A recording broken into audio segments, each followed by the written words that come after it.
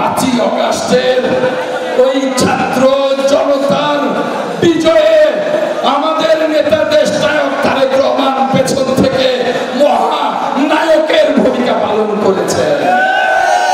আমরা আন্দোলন সংগ্রামে গড়ে ওঠা দল বাংলাদেশ জাতীয়তাবাদী দল।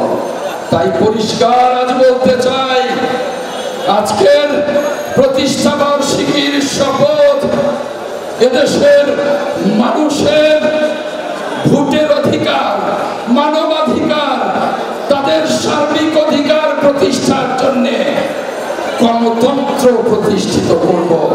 আর গণতন্ত্রকে প্রতিষ্ঠার জন্য নির্বাচন শত বাধার মুখে, শত ষড়যন্ত্রের মুখে, উৎসব মুখর পরিবেশে বাংলাদেশে নির্বাচন হবে ইনশাআল্লাহ। কোন ষড়যন্ত্রকারী, কোন বাধা দানকারী নির্বাচনকে বাধা দিতে পারবে না ইনশাআল্লাহ।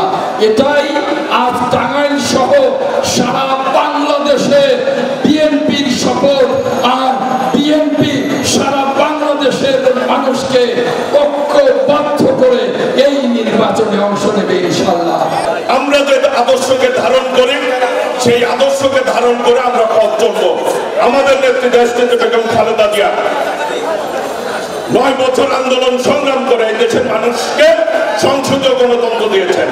আমাদের নেতা যিনি অক্লান্ত পরিশ্রম করে এই দেশের মানুষের জন্য আন্দোলন করে আজকে ফ্যাসিবাদ বিরোধী আন্দোলন করে হাসিনা মুক্ত হয়েছে। আজকে সেই দলের প্রতিষ্ঠা বার্ষিকী। শুভ শুভ শুভ দিন, বিএনপির জন্মদিন। শুভ শুভ শুভ দিন, বিএনপির জন্মদিন। শুভ শুভ শুভ দিন। সেই বিএনপি প্রত্যেকে আমরা আদর্শ ধারণ করি। আজকে বিভিন্ন কায়দায় ষড়যন্ত্র চলছে। আজকে দেশকে অস্থিতিশীল করার ষড়যন্ত্র চলছে। পার্শ্ববর্তী দেশে আজকে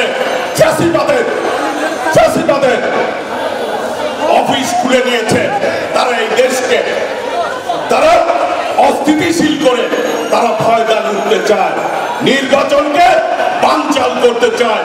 আমাদেরকে ঐক্যবদ্ধভাবে আমাদেরকে পথ চলতে হবে, যাতে বাংলাদেশে খুনি শেখ হাসিনা ফ্যাসিবাদের দোসররা কোনোভাবেই ষড়যন্ত্র না করতে পারে। সফল